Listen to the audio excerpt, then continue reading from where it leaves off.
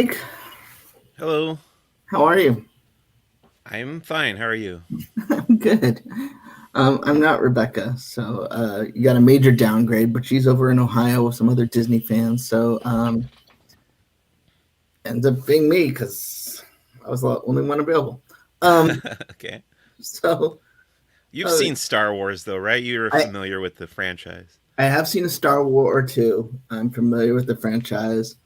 Although I must say, as a kid, I used to get so confused as to what the franchise was called because in my world, I saw the word Star Tours a lot more than I saw Star Wars. And I wasn't used to a ride having a different name than the movie that was like it's Pinocchio's Daring Journey, but it's not like Star Wars presents Star Tours. So I was very confused as to what it was called as a kid until I realized Star Tours is an attraction based on Star Wars. Yeah, that's like if they called the Indiana Jones ride Indiana Bones or something. Yeah, right.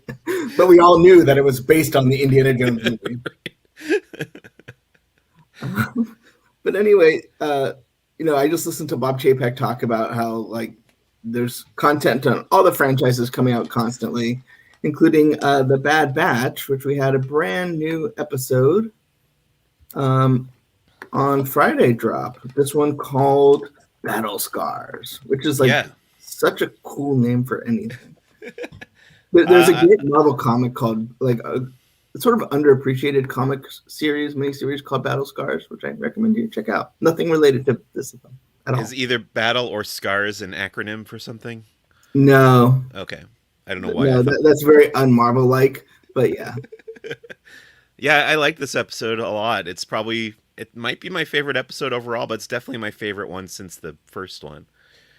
yeah, I think I'm with you on that. Like, I mean, I love the pilot, the 90-minute or whatever it was, the sort of extended episode, Yeah. but this was a lot of fun, namely because we get to see our gang who we got used to um, interact with Captain Rex here again. Yeah, spoilers if you haven't seen it. I mean, it's been a few days, but hopefully you've watched it. Captain Rex shows up. He was in the trailer, so it's not too big of a surprise, but we didn't know when he was going to come into it. Obviously, you've got D. Bradley Baker in every episode, so they don't need to bring in a guest star to play Captain Rex.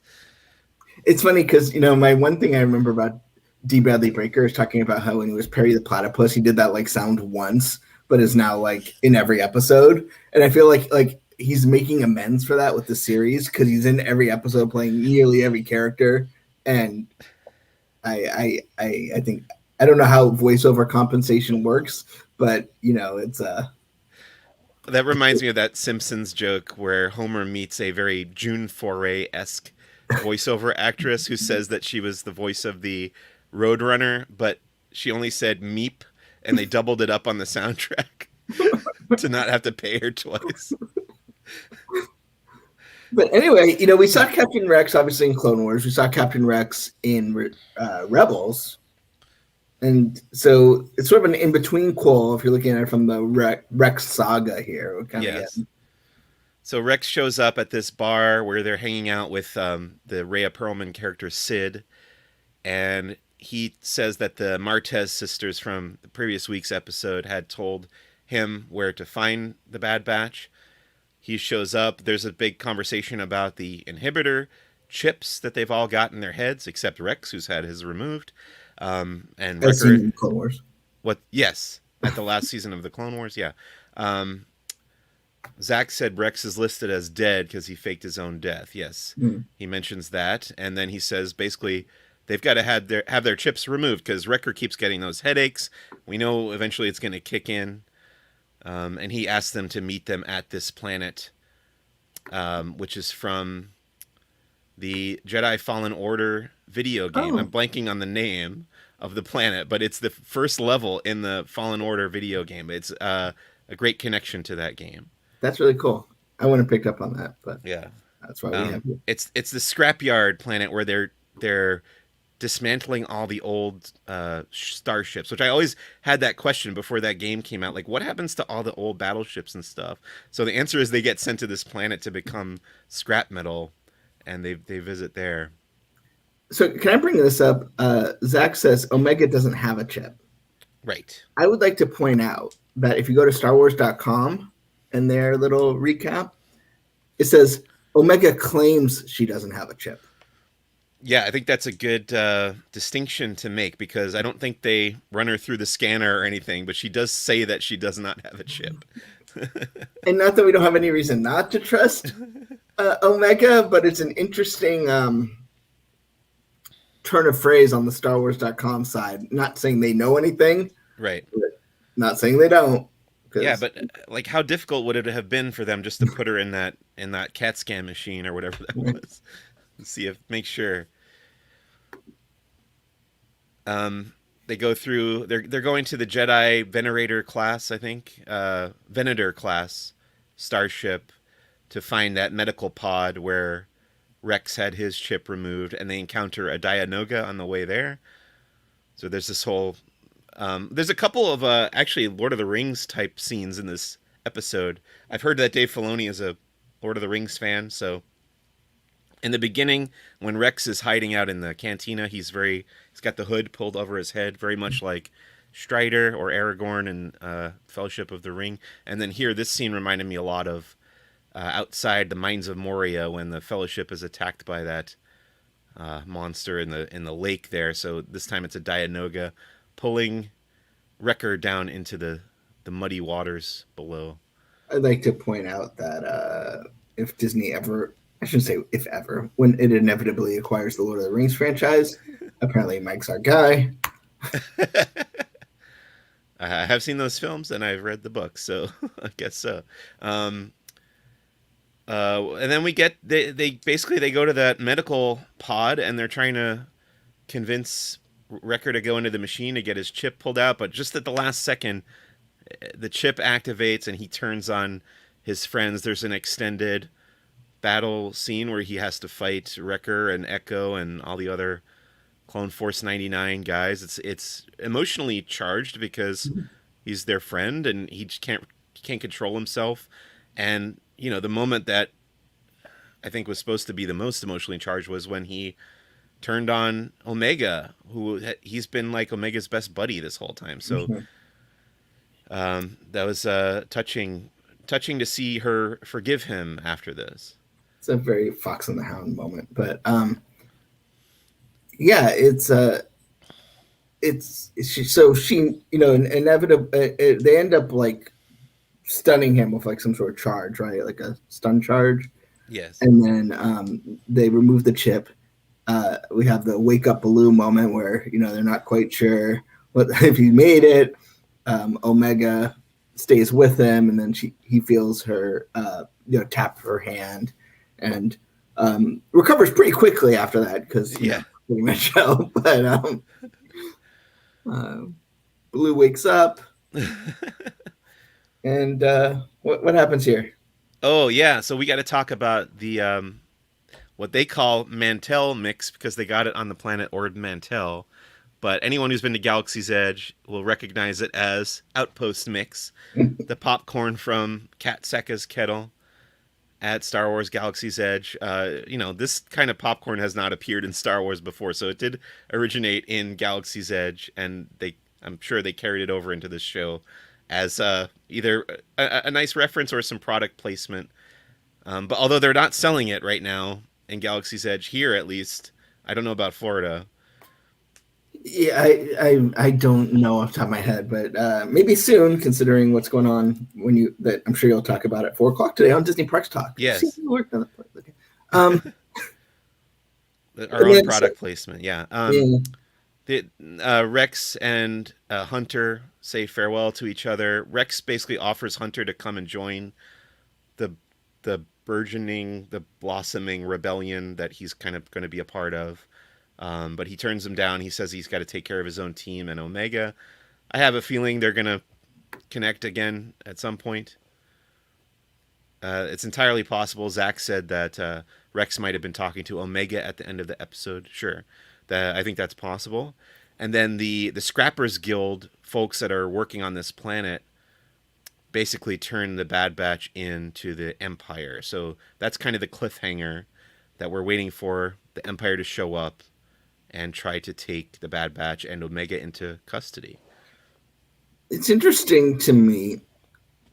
So I guess as a casual Star Wars fan, and I mean that like compared to you, um, we know Rex's sort of origin, as a Gen 1 clone. We know, and we've seen him basically all the way to the Battle of Endor, right?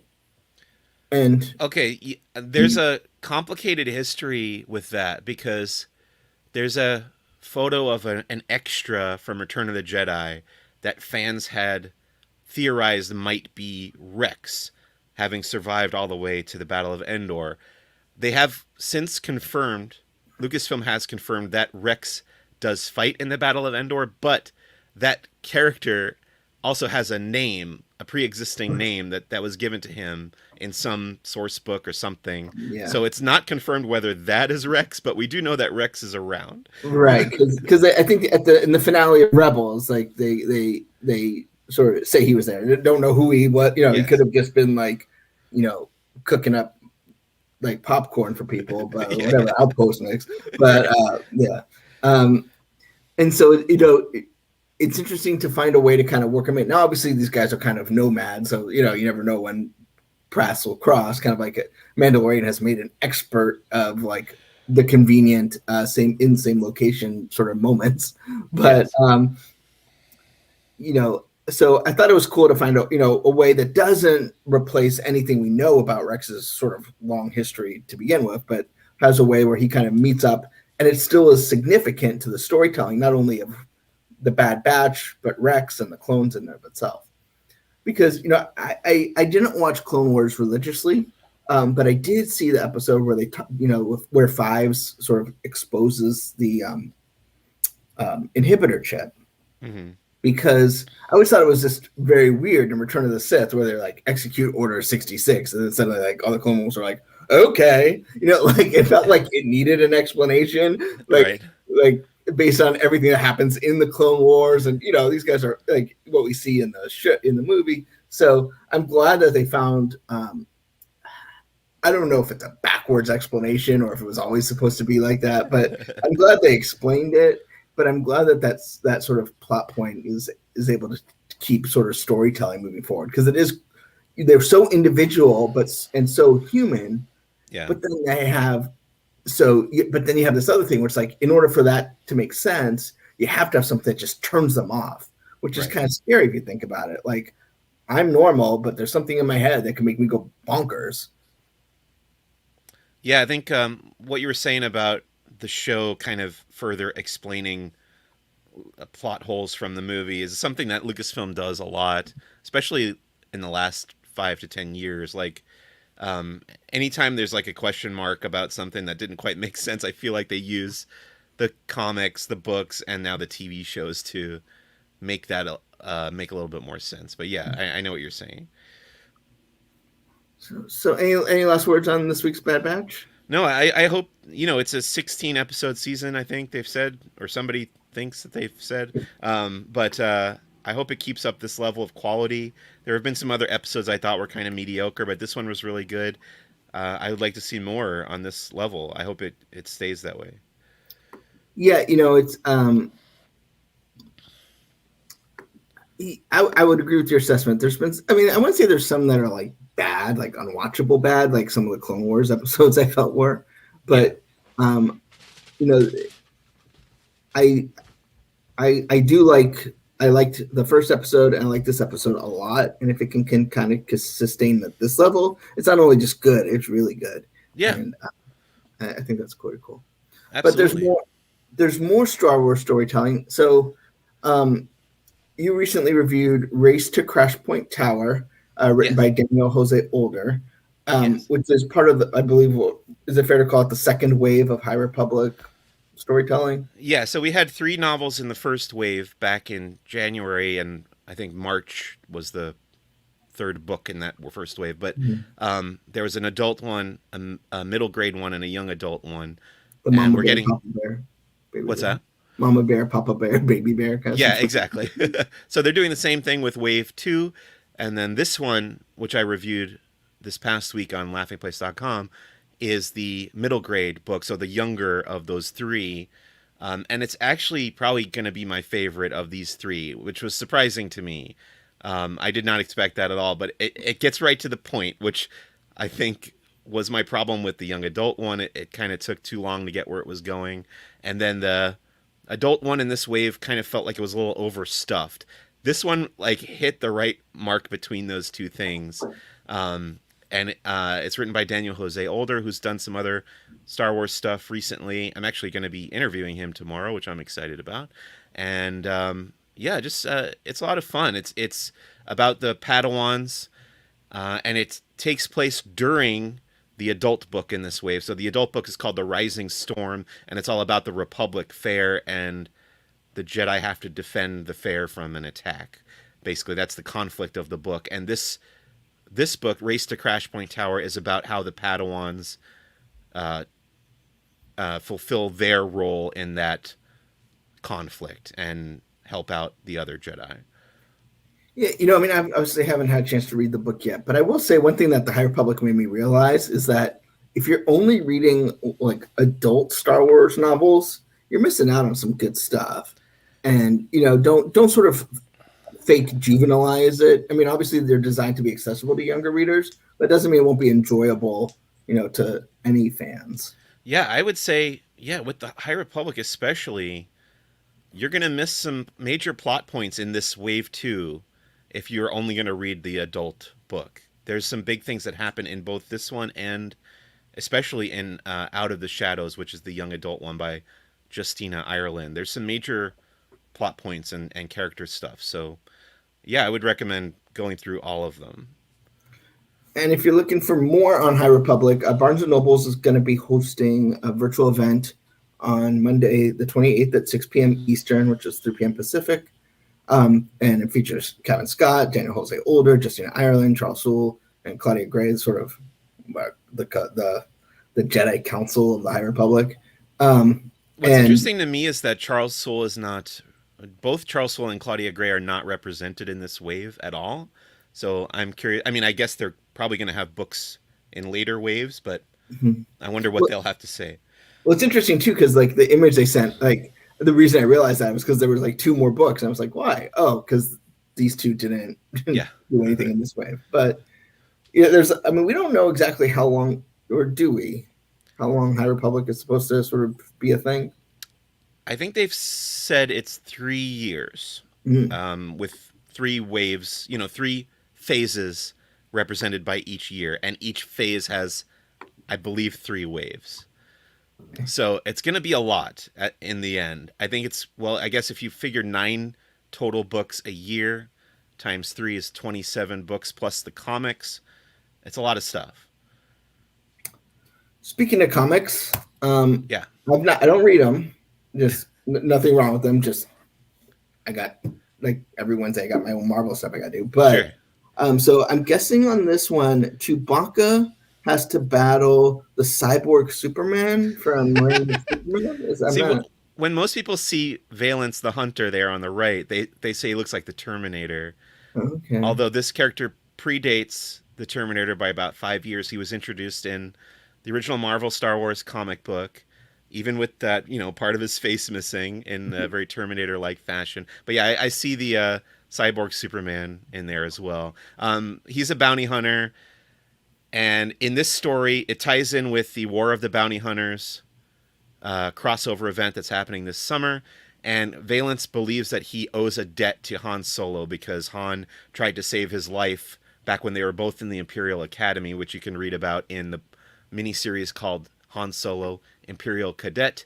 But now Valence has found out that Han has been captured by Boba Fett and is frozen in the carbonite and everything. So he wants to try to rescue him.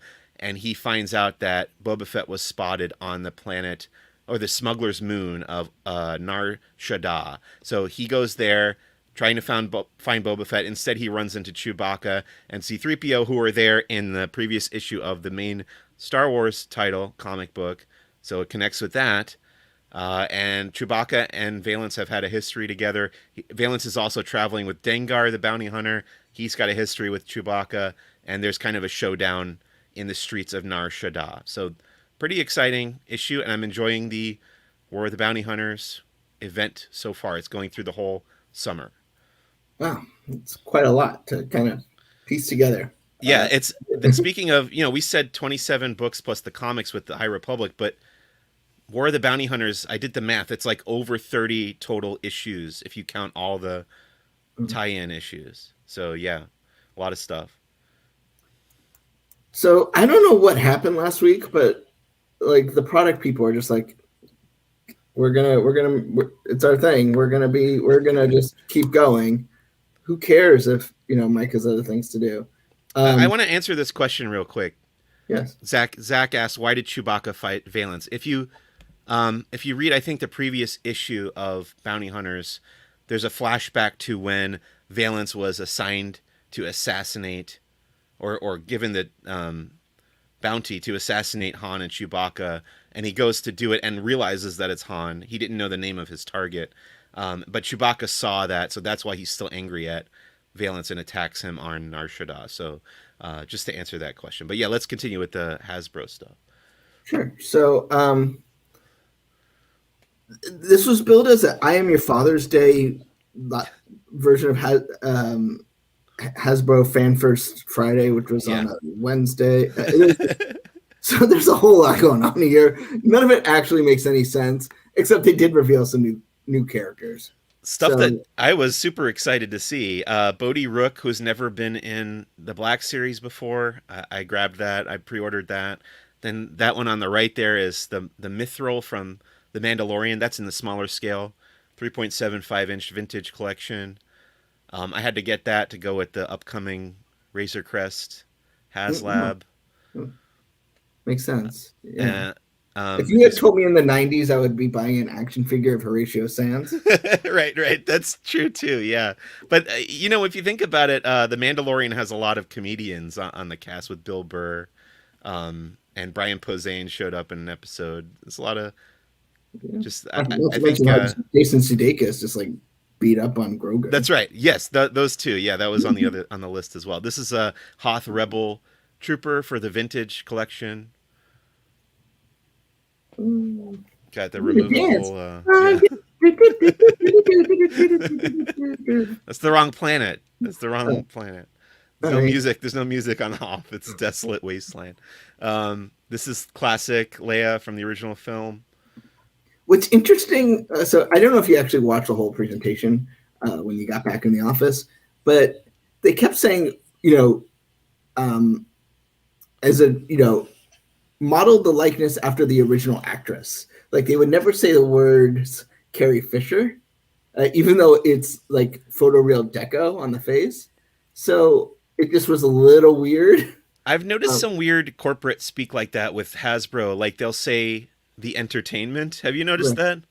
They call instead of the movie, they'll say this matches what you see in the entertainment, which is. And I think that's because like when I was at Disney, they would that's what we would say like we used entertainment because it wasn't necessarily a movie or TV show, so we would just talk about the brand plan, and then we'd be like, okay, so the entertainment is this, and this. And so I don't know if they need to do that to the public, like if that's like some weird way to get around saying the word movie, or if they're just so used to talking like in a regular meeting and they don't realize they're talking to like consumers. Yeah. Here's Obi-Wan from, I think this is Attack of the Clones, Obi-Wan. Much better version than the version I got. Like the hair on the original one was a little too like Bond's red, I think. Okay. And these past two that you showed are part of the archive collection, which is like reissues of figures that they put out before that maybe people want to buy again, but they always change something very small about it so that collectors are not angry. Oh, they're like, oh, I bought that one $100 on eBay or whatever, and it's different packaging too. This is a clone trooper something. I can't tell the difference. 501st Legion. Clone trooper, Vader's fist or Anakin's fist or whatever. This is Darth Revan. I actually just bought this one too because I missed when it came out the first time. Darth Revan from Knights of the Old Republic video game. Actually, they just announced, we're going to get to that after this, but another figure from Knights of the Old Republic. It's not part of the current canon, but it's cool to see that they're still dipping into that for the figures. And here's Bodhi, And they got the aka cool Sound of Metal. like rope thing on him too from the clan. Yeah, I'm so glad they went back and they're doing more Rogue One figures. This is Jyn Erso. This is kind of a re-release. I've got that figure, but I think they wanted to do the whole squad in this new packaging. So they did Yeah, some of and the I think figures there's they like had. slight differences, like as you Yeah, mentioned before. Like yeah, this is she had her cape before, but I think like she's getting the photoreal deco. right. Um, So this is actually a new Cassian Andor figure. Previously, he was only available in the parka from the planet Jeddah, and now this is him and his rebel captain. It's called Captain Cassian Andor. So I pre-ordered that one too. I've already got a K2 SO, so I didn't bother getting this one. did they reuse Luke Skywalker's legs for this one? I It's funny don't. because it I was don't. like on the streams, always like when they say like, oh, everything's new here except we reuse the arms or Oh hands, yeah. and then they go to KTSO. It's like uh these are original legs. Chirrut Imwe, Donnie Yen's character. I've already got him, so this is kind of a re-release. And then Baze Malbus, of course, his partner in the Guardians of the Wills.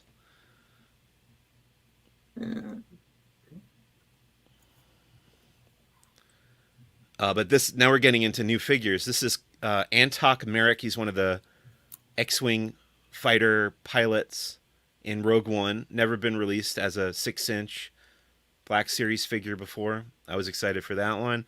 And then Galen Erso. This is my favorite. This is my winner. Yeah, Mads Mikkelsen, great actor, great character. If you read the what was that Catalyst novel, you can learn more about him. He's got And then the Death Star plans. is that what that is? Oh, that's Yeah. great. Yeah, that's cool. I'm looking forward to getting that one for sure.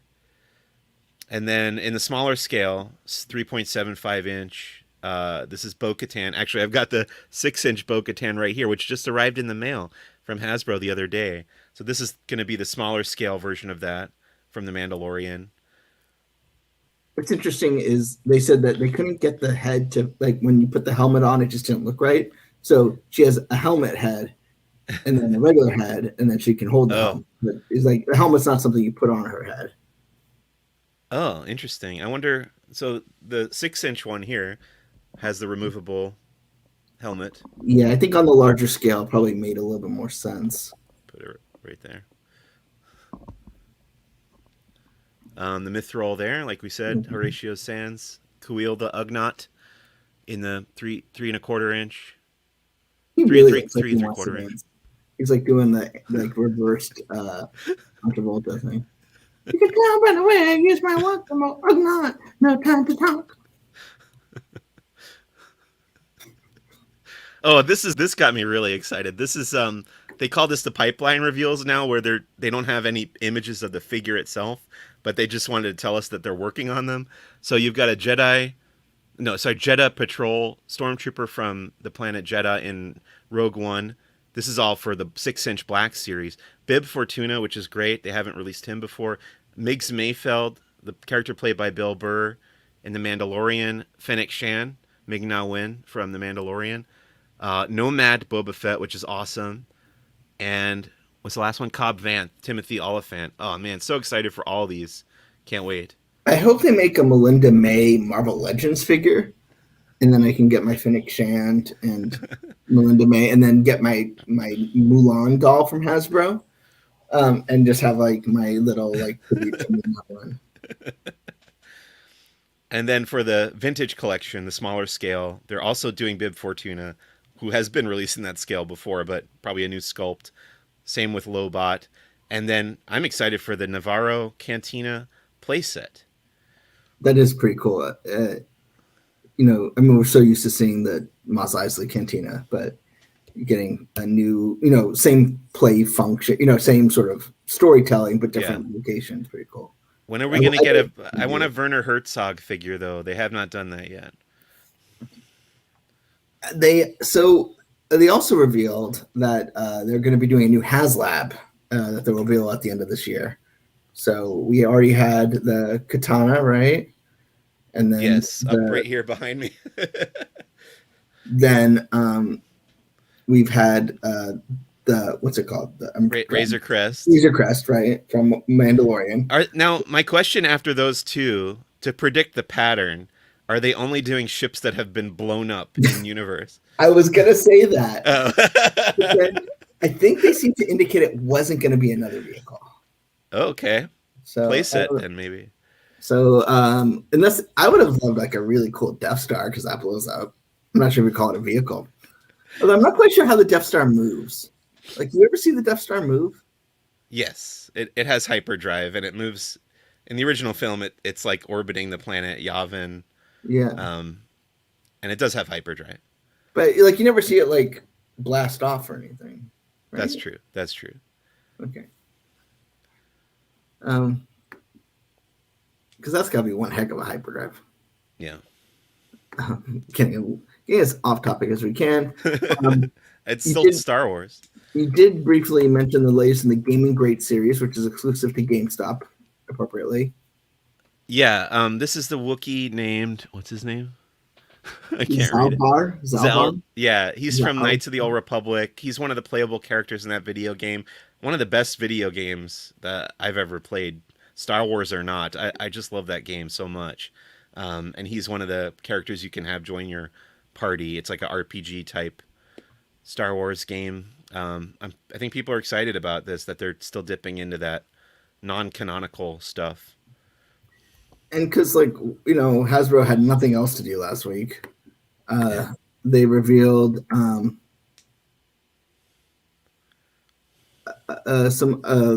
what's they call this? Lightsaber Squad. What do you know about this? If you scroll down, I think there's pictures of that. Okay. There you go. They're just lightsabers that have like depictions of the characters' helmets and faces on them, which I think is very odd. Is it true that these are the ones that Josh D'Amaro demonstrated where they actually will go up? Probably not. These are the old school, like pat them back down into the sheath, right? Yeah. It doesn't, they don't look like the lightsabers in the show, which to me would not be appealing, even as a kid. You always want something that looks like the ones that you see in the show. So, I think these go like really young, where you know, you're not really as focused. More of like I almost think of these like Toys R Us is kind of like right near the register. We're like, oh yeah, I'll pick up a lightsaber. Like, but then there's the Bounty Collection, including this hover pram. Yep. So Hasbro has sent me some of these. Like that? What's that? How do they make that float? How do they make? It's just on a plastic base. Okay, I didn't pick up. See it. Hasbro has sent me some of this Bounty Collection before, and they're just little non-posable figurines of Grogu, aka Baby Yoda. They haven't come with the pram on its own before, so it's cool that you can now take him out of that. And then this is the mission fleet, right? So you got the whole Bad Batch there, which usually, the sort of more juvenile stuff isn't as like in tune with the entertainment. So it's neat to see, like, for kids who are like, I mean, you're talking, this is really meant for like, affordable, not, fun sort of actual play with figures. These aren't your shelf war, like, oh look, we're gonna display these. These are meant to be played with, which I know is a novel concept for some. But yeah, you got the Razor Crest there. There's a Blurg, and then more Mandalorian stuff. Battle Droid, yeah. Rudder. Okay. Don't get to it. Just what you want to have your children be as a role model. This I don't remember from anything. Bad Batch. Have we seen this yet? I don't think not that the Bad Batch have been in, but maybe that's coming up later in the season. I don't know. Spoiler alert, there's an ATR to you if you think the Bad Batch. I like that Moff Gideon with the TIE. I think it's called the TIE Outlander, that has the wings that fold up like this. Oh yeah. Zach wants probably in a Black Series, but he wants a season 3 Sabine Wren figure. Okay, from Rebels.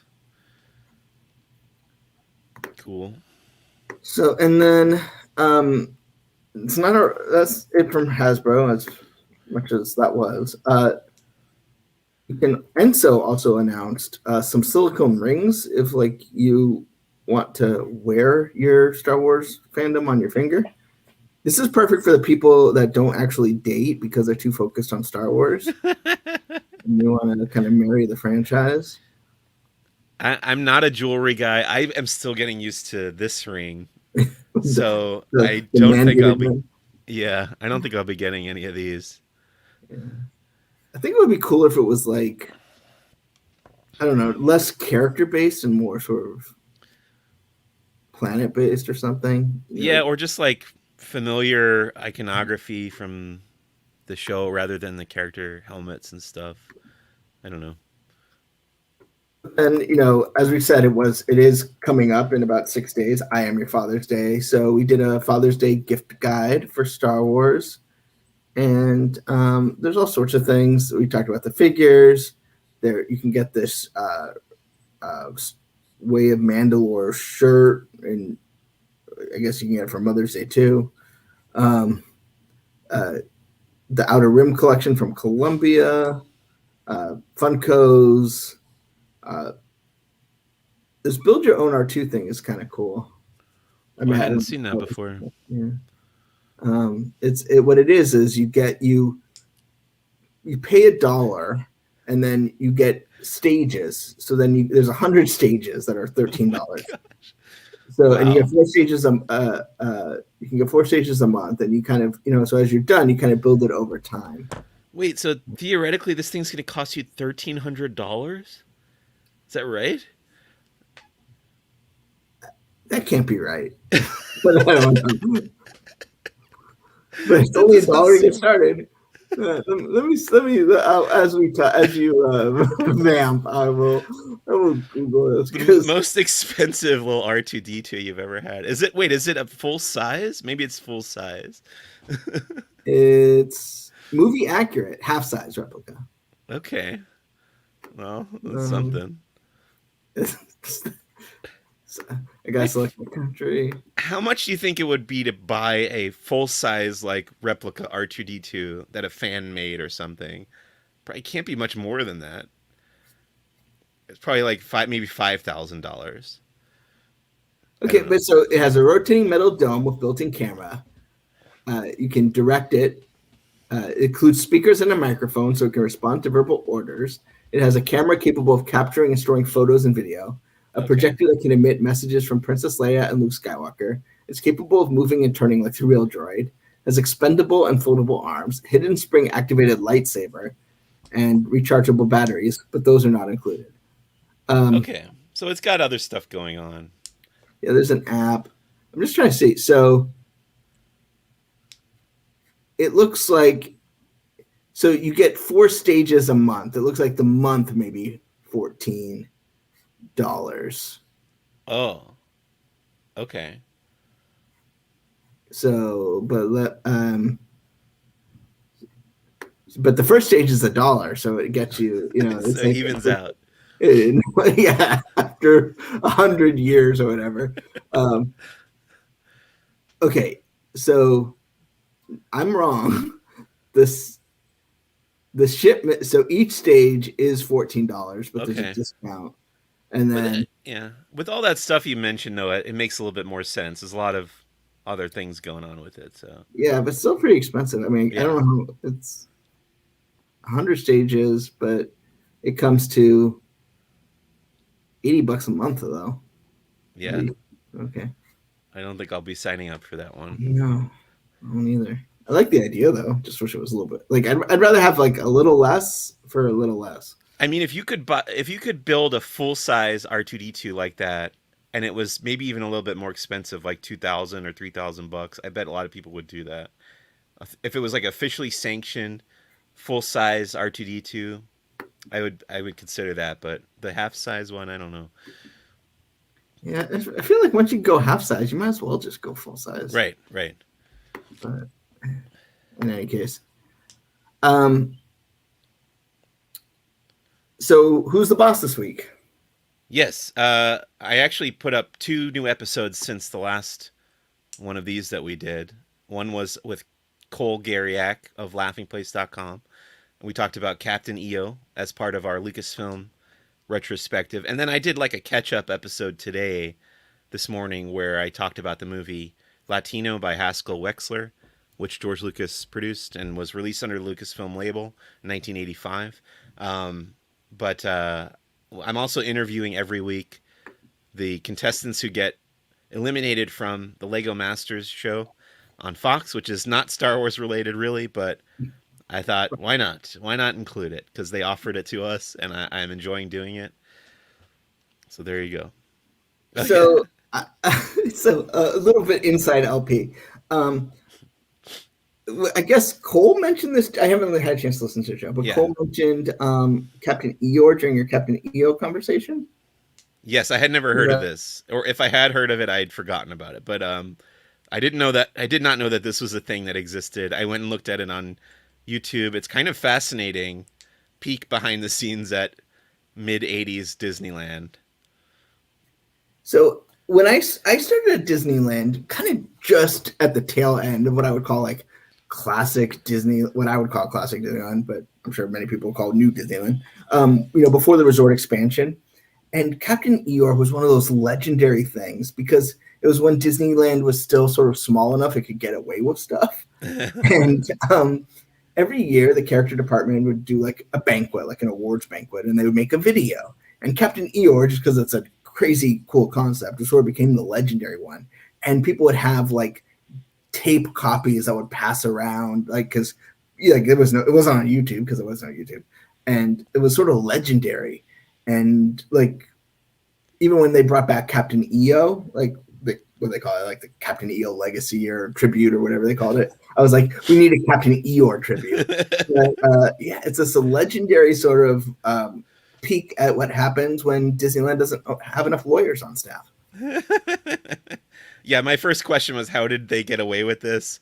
I guess my second question is, why were they willing to spend so many hours putting this together? Because it's not. It's they learned the choreography. It's not just all one shot, one location. They put the effort in and trying to replicate this as much as they could. And what's interesting to me is they were able to use Disney. It's one thing to like just do this in your house and kind of stuff, but they actually use the Fantasyland Theater for a significant portion of this, and it's something to behold. And I'm glad we have enlightened Mike to Captain Eeyore. Yeah, you can watch it on YouTube. I recommend checking it out. So anything you want to add before we wrap up? No, I don't think so. Recording another episode of Who's the Bossk tomorrow with Doobie Mosley. We're going to talk about Star Tours. I've heard of that. That'll be out at the end of the week. Great. Well, thanks so much, Mike. We will see you back on air in about an hour and 45 minutes to talk about Disneyland and other theme parks, but mostly Disneyland.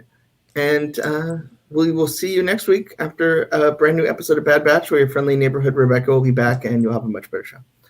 Bye, everybody.